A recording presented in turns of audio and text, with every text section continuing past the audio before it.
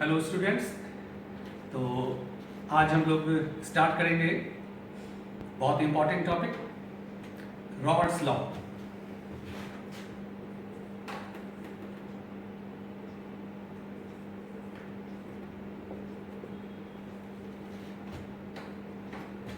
For dilute solution.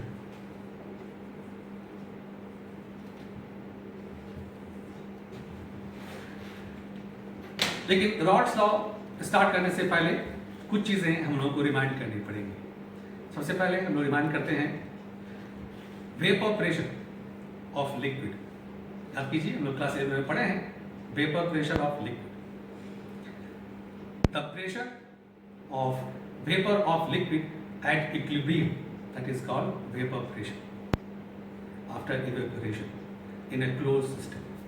ठीक है, vapour pressure depend करता है टेम्परेचर पे। वेपर प्रेशर आपका डिपेंड करता है इंटरमॉलिक्यूलर फोर्स पे।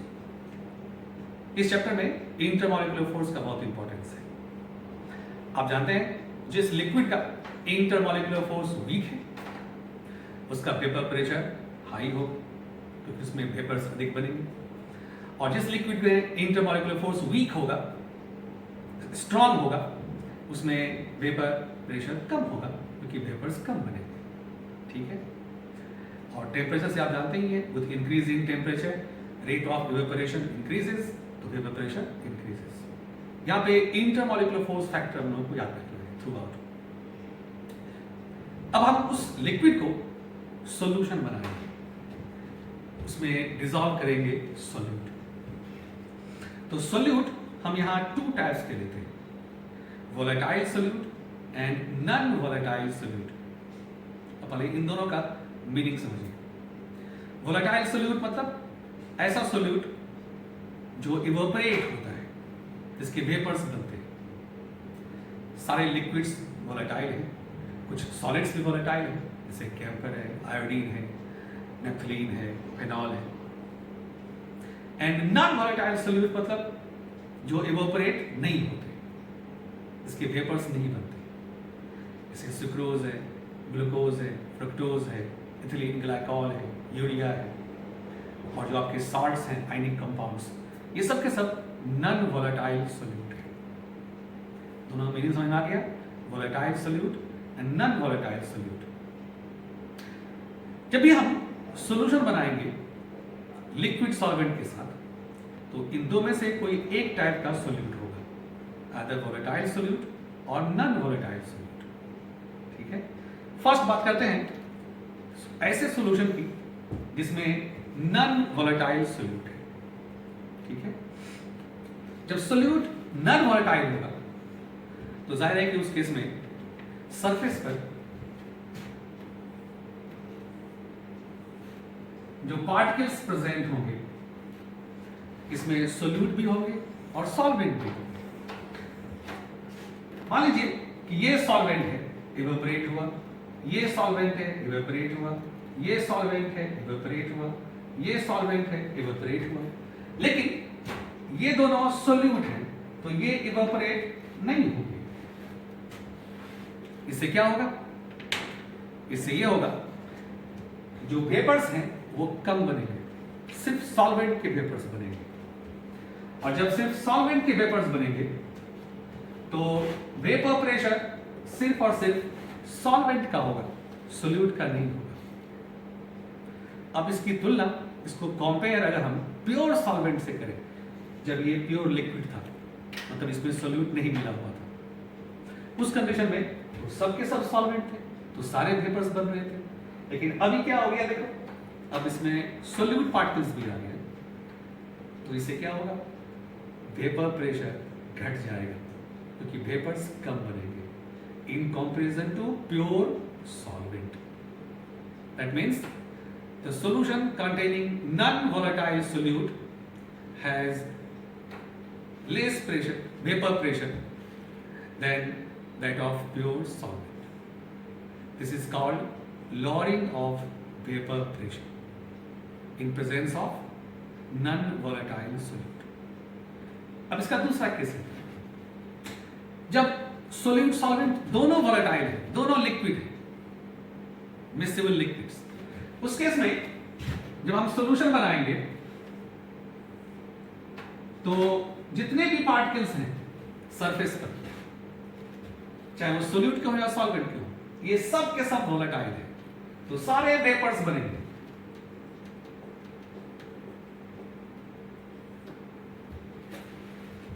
तो इस केस में जो वेपर्स बनेंगे, इन वेपर्स में सोल्यूट के वेपर्स भी होंगे और सॉल्वेंट के भी वेपर्स होंगे।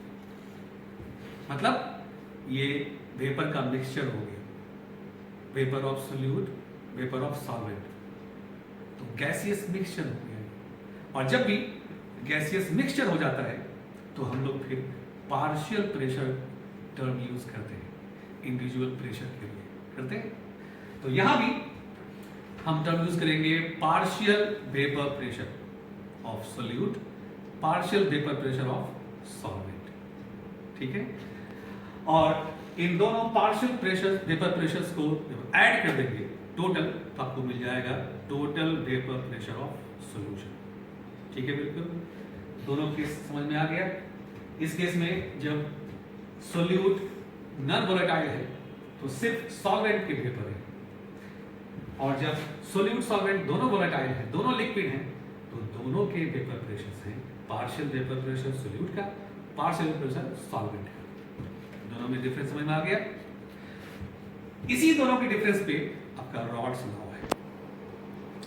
रॉड्स के टू डिफरेंट लॉज हैं। रॉड्स का जो फर्स्ट लॉ है, for solution containing non volatile solute, इस केस के जब सोल्यूट आपका होगा नॉन वोलेटाइल, तो रॉड्स लॉ कहता है कि जब सोल्यूट नॉन वोलेटाइल है उस केस में जो सॉल्यूशन का वेपर प्रेशर होगा वो डिपेंड करेगा, वो होगा directly proportional to mole fraction of solvent. क्यों? क्योंकि इस केस में सिर्फ और सिर्फ सॉल्वेंट के बन रहे हैं वेपर। तो वेपर प्रेशर ऑफ सॉल्यूशन को हम लेते हैं PS से, and mole fraction of solvent लेते हैं Chi1 से। तो PS is equal to P1 naught Chi1। यहां P1 नॉट क्या है? P1 नॉट हो गया vapour pressure of pure solvent. ये कांस्टेंट होता है, प्योर सॉल्वेंट का है। जब सॉल्वेंट अकेला था उस केस में कितना उसका वेपर प्रेशर था, आपको क्वेश्चन में दिया रहेगा, ये उसका वेपर प्रेशर है और यहां कांस्टेंट है। ये फर्स्ट केस के लिए हो गया जब सोल्यूट आपका नॉन वोलेटाइल है, Raoult's first law. And Raoult's second law क्या है? इस केस के लिए जब सोल्यूट सॉल्वेंट दोनों वोलेटाइल है, दोनों लिक्विड्स हैं, तो इस केस में हम लोगों ने डिस्कशन किया अभी कि वेपर प्रेशर जो होंगे सोल्यूट सॉल्वेंट के अलग अलग अपने अपने होंगे, जिसे हम बोलेंगे पार्शियल वेपर प्रेशर। तो रॉल्स लॉ कहता है सेकेंड लॉ कि in case of solution containing two miscible volatile liquids, partial vapor pressures of individual component is directly proportional to their respective mole fraction। उनके अपने अपने मोल फ्रैक्शंस पे depend करेगा उनका अपना अपना partial vapour pressure. Very simple. तो सेकेंड लॉ में हम लोग एक्सप्रेशन लेते हैं। तो मान लीजिए कि P1 पार्शियल वेपर प्रेशर है सॉल्वेंट का, ये हो गया directly proportional to Chi1 mole fraction of solvent. And P2 मान लीजिए पार्शियल वेपर प्रेशर है सोल्यूट का, ये हो जाएगा directly proportional to Chi2 mole fraction of solute. P1 आपका हो जाएगा P1 naught Chi1 and P2 हो जाएगा P2 not Chi2। P1 not हो गया vapour pressure of pure solvent, P2 not हो गया vapour pressure of pure solute. तो सोल्यूट अकेला था तो उसका कितना था वेपर प्रेशर, जब सॉल्वेंट अकेला था तो उसका कितना था वेपर प्रेशर। ये आपका नॉट जहां लग गया मतलब वो प्योर के लिए हो गया। अब आप याद कीजिए Dalton's law of partial pressure. Dalton's law क्या कहता है कि किसी भी गैसियस मिक्सचर में जो टोटल प्रेशर है वो होता है sum of partial pressures of individual components. तो इस केस में जो टोटल आपका हो जाएगा वेपर प्रेशर हो जाएगा P1 plus P2, that means P1 not काई 1 प्लस P2 नॉट काई 2। ये हो गया second law, Raoult's second law. तो Raoult's first law, Raoult's second law. मेरे ख्याल से ये दोनों लॉज आपको समझ में आ गया होगा अच्छी तरह से। ये और अच्छे समझने के लिए जो वेपर प्रेशर है लिक्विड का, जो आप 11th में पढ़े हैं, उसको थोड़ा रिमाइंड कर लेना है। वेपर प्रेशर ऑफ सॉल्यूशन, जो लिक्विड से सॉल्यूशन बनाते हैं हम लोग, वो हमने डिस्कस कर दिया। इसी पर बेस्ड है ये रॉड्स के दोनों लॉज। ठीक है, नेक्स्ट वीडियो में हम लोग रॉड्स लॉ का एप्लीकेशन सीखेंगे।